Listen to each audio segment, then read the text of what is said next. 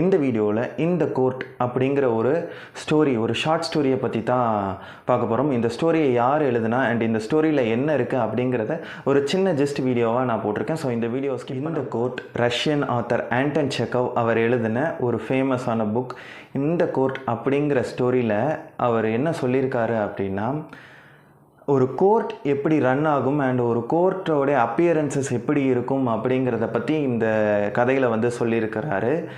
அந்த கோர்ட்டில் daily day to day ஆக்டிவிட்டீஸ்ன்னு சொல்லப்படுற ஹியரிங்காக இருக்கட்டும் அண்ட் ட்ரையலாக இருக்கட்டும், இதெல்லாம் எப்படி நடக்கும், அங்கே இருக்கக்கூடிய ஸ்பெசிஃபிக் பர்சன்ஸ், அதாவது அட்வொகேட்ஸாக இருக்கட்டும், அந்த கோர்ட்டில் ப்ரிசைடிங் ஆஃபீஸராக இருக்கக்கூடிய ஜட்ஜு, மெஜிஸ்ட்ரேட்டு, இவங்களுடைய ஆக்டிவிட்டீஸ் எப்படி இருக்கும். அண்ட் இது போக அங்கே இருக்கக்கூடிய, இப்போ ஒரு கோர்ட் அப்படின்னா அந்த கோர்ட்டில் இருக்கக்கூடிய அந்த கோர்ட் ஆஃபீஸர்ஸ், கோர்ட்டில் வேலை பார்க்கக்கூடிய கிளர்க்கு அண்ட் கோர்ட்டுக்கு இங்கே போலீஸ் ஸ்டேஷன்லேருந்து கோர்ட்டுக்கு போகும் ஆஃபீஸர்ஸ் ஆஸ் வெல் அஸ் அந்த அக்யூஸ்டு, இவங்களுடைய மனநிலையெல்லாம் எப்படி இருக்கும் சொல்லியிருப்பார் இந்த கதையில் ஆத்தர்.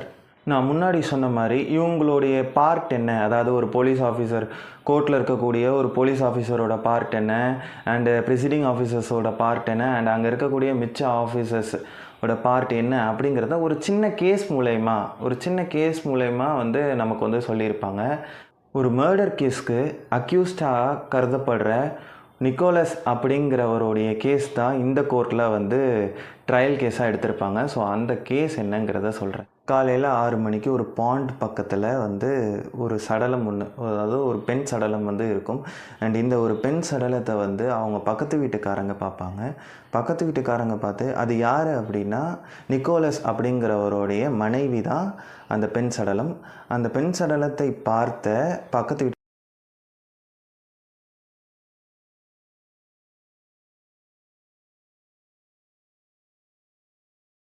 நடத்துவாங்க. இன்வெஸ்டிகேஷன் நடத்தினதுக்கப்புறம் அந்த நெய்பர் இருக்காங்கள்ல, அவங்க ஒரு நாள் எதர்ச்சியாக வீட்டுக்கு போகும்போது, அதாவது நிக்கோலஸ் வீட்டுக்கு போகும்போது அவருடைய சட்டையில் இரத்தக்கரை இருக்கிறத பார்த்துருப்பாங்க. ஸோ அந்த சந்தேகத்தின் அடிப்படையில் போலீஸ்க்கு இன்ஃபார்ம் பண்ணி போலீஸ் நிக்கோலஸ் தான் வந்து அக்யூஸ்ட் அப்படின்னு சொல்லி கேஸ் ரெஜிஸ்டர் பண்ணி அவரை அரெஸ்ட் பண்ணிடுவாங்க. ஸோ இந்த கேஸ் வந்து கோர்ட்டுக்கு ட்ரையலாக வரும். பொதுவாக நம்ம கோர்ட்லலாம் பார்த்துருப்போம், இப்போ ஒரு அக்யூஸ்டை கூப்பிட்டு வராங்கன்னா 2 போலீஸ் கூடவே வருவாங்க. ஆஸ் வெல் அஸ் வந்து அங்கே வந்து அட்வொகேட்ஸ் இருப்பாங்க அண்டு ப்ரிசைடிங் ஆஃபீஸர் இருப்பார், அதாவது ஜட்ஜ் இருப்பாங்க. ஸோ இவங்களுடைய மனநிலையெல்லாம் எப்படி இருக்கும் அப்படிங்கிறத பற்றியும் அண்ட் அந்த இடம் சுற்றி இருந்த சூழ்நிலைகள் எப்படி இருந்தது அப்படிங்கிறத பற்றியும் ஆண்டன் செக்கோவ் அவருடைய புத்தகத்தில் ரொம்ப அருமையாகவும் சொல்லியிருந்தார். ஸோ இந்த கேஸை வந்து இன்வெஸ்டிகேட் பண்ண போலீஸ் ஆஃபீஸர்ஸ் வந்து எவிடன்ஸாக சப்மிட் பண்ணது அண்ட் ஆஸ் வெல் அஸ் இந்த கேஸ் சம்மந்தமாக, அதாவது நிக்கோலஸ் மேலே குற்றம் சாட்டப்பட்டிருக்கு, இதை பற்றி அந்த ஜட்ஜ் வந்து ஒரு விருப்பமே இல்லாமல் கேட்குறாரு. அதாவது அவர்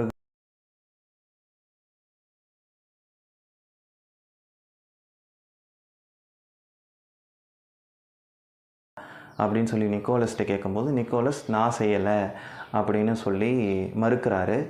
இதற்கு காரணம் என்ன அப்படின்னா, அந்த ஆக்ஸ் வந்து உங்களுடையது தானேன்னு கேட்குறாங்க. அந்த ஆக்ஸ் என்னுடையது தான், ஆனால் அதை வந்து என்னுடைய பையன் வந்து மிலிட்ரி ஆஃபீஸ் ட்ரைனிங்க்கு போனவன் அதை 2 வருஷத்துக்கு முன்னாடி என்கிட்டேருந்து எடுத்துகிட்டு போயிட்டான் அப்படின்ற மாதிரி அவர் நிக்கோலஸ் சொல்லியிருந்தார்.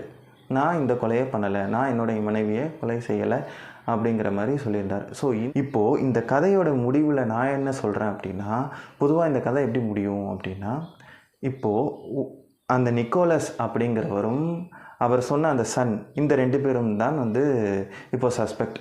ஒருவேளை இந்த கொலையை நிக்கோலஸ் பண்ணியிருப்பாரா இல்லையா, இல்லை அந்த சன் அவருடைய பையன் வந்து மிலிட்ரிக்கு ட்ரைனிங்க்கு போயிருக்காரு சொன்னார் இல்லையா, அவர் இந்த கொலையை பண்ணியிருப்பாரா, யார் இந்த கொலையை பண்ணியிருப்பா அப்படிங்கிறத வந்து ரீடர்ஸ் ஆகிய நம்மக்கிட்ட, அதாவது இந்த புத்தகத்தை படிக்கக்கூடிய, இந்த கதையை படிக்கக்கூடிய ரீடர்ஸான நம்மக்கிட்ட ஆண்டன் செக்கோவ் வந்து ஒப்படைச்சிருப்பார். இந்த கேஸுக்கான ஜட்ஜ்மெண்ட்டை நீங்களே எழுதுங்க அப்படிங்கிற மாதிரி. ஸோ இதுக்கான ஜட்ஜ்மெண்ட் என்ன, அதாவது நிக்கோலஸ் அந்த கொலையை பண்ணியிருப்பாரா இல்லை அவருடைய பையன் இந்த கொலையை பண்ணியிருப்பாரா, நீங்கள் என்ன சொல்கிறீங்க? கமெண்ட் செக்ஷனில் கமெண்ட் பண்ணுங்கள்.